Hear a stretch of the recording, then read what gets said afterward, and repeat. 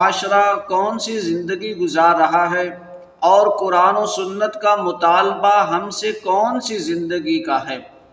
آج ہمارا معاشرہ مجموعی طور پر وہ حیوانی اور شیطانی زندگی گزار رہا ہے، اور قرآن و سنت کا مطالبہ ہم سے ایمانی زندگی کا ہے۔ حیوانی اور شیطانی زندگی کا انجام دوزخ ہے، اور ایمانی زندگی کا انجام جنت ہے۔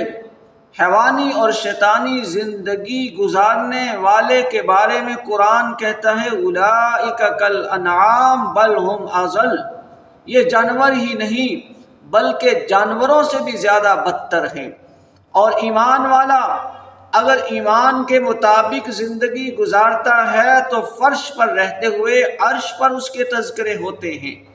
حیوانی زندگی کیا ہے کہ حیوانوں کی طرح کھانا پینا، بچے جننا، حیوانات کے بھی مکانات ہوتے ہیں۔ اگر کوئی انسان کو کوئی حیوان کہے تو اس کو غصہ آئے گا، اس لیے ہر شخص کو، ہر انسان کو اپنا محاسبہ کرنا چاہیے کہ وہ حیوانی زندگی گزار رہا ہے یا ایمانی زندگی گزار رہا ہے۔ اپنا محاسبہ کرے، اپنے گریبان میں دیکھے، اپنی ذات میں دیکھے۔ جیسے ہمارے ہاں 4 سلسلے ہیں، سلسلہ قادریہ، نقش بندیہ، سہروردیہ، چشتیہ، ان سب کا حاصل یہ ہے، ان سب کا خلاصہ یہ ہے کہ انسان اپنا محاسبہ کرے، اپنی ذات میں دیکھے، دوسروں پہ تنقید نہ کرے۔ دوسروں پہ تنقید کرنا تو عیب ہے۔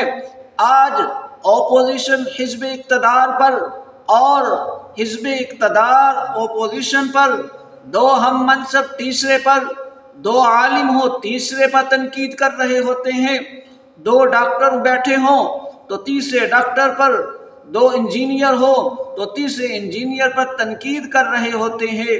دوسروں پہ تنقید کرنا یہ عیب ہے، دوسروں پہ تنقید کرنا یہ غیبت ہے، دوسروں پہ تنقید کرنا یہ تکبر ہے۔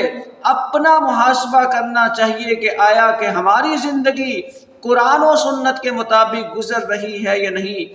کہیں حیوانی زندگی تو نہیں گزر رہی کہ حیوانوں کی طرح صبح اٹھے، کھایا پیا پورا دن، شام کو اپنے گھروں کو لوٹ گئے، پھر صبح اٹھے کمانے کے لیے نکل پڑے، نہ حلال و حرام کی کوئی تمیز، نہ حیوانوں کی طرح کہ یہ جو میں کھا رہا ہوں یہ میرا حق ہے یا نہیں۔ بلکہ آج کا جو پڑھا لکھا طبقہ ہے، صاحب علم ہے، وہ بھی حیوانی زندگی گزار رہا ہوتا ہے۔ جب علم کا مقصد پیسہ ہو جائے، جب علم کا مقصد شہرت ہو جائے تو وہ علم انسان کو گمراہی کی طرف لے جاتا ہے۔ جب اس کا علم اللہ کا وفادار نہ بنائے، جب اس کا علم والدین کا احترام کرنے والا نہ بنائے، بڑوں کا احترام کرنے والا نہ بنائے، چھوٹوں پر شفقت کرنے والا نہ بنائے، جب اس کا علم اس کو حلال و حرام کا فرق کرنا نہ دکھائے، نہ سمجھائے، تو اس کا وہ عالم ہونے کے باوجود، وہ قرآن کا حافظ ہونے کے باوجود، وہ ڈاکٹر ہونے کے باوجود، وہ انجینئر ہونے کے باوجود، وہ حیوانی زندگی گزار رہا ہوتا ہے۔ تو ہر انسان کو اپنا محاسبہ کرنا چاہیے، اپنی ذات میں دیکھنا چاہیے، تنہائی میں بیٹھ کر سوچنا چاہیے کہ آیا کہ وہ کہیں حیوانی زندگی تو نہیں گزار رہا۔ قرآن و سنت کا ہم سے مطالبہ ایمانی زندگی کا ہے، آیا کہ میری زندگی قرآن و سنت کے مطابق گزر رہی ہے یا نہیں۔ اللہ ہمیں عمل کی توفیق عطا فرمائے۔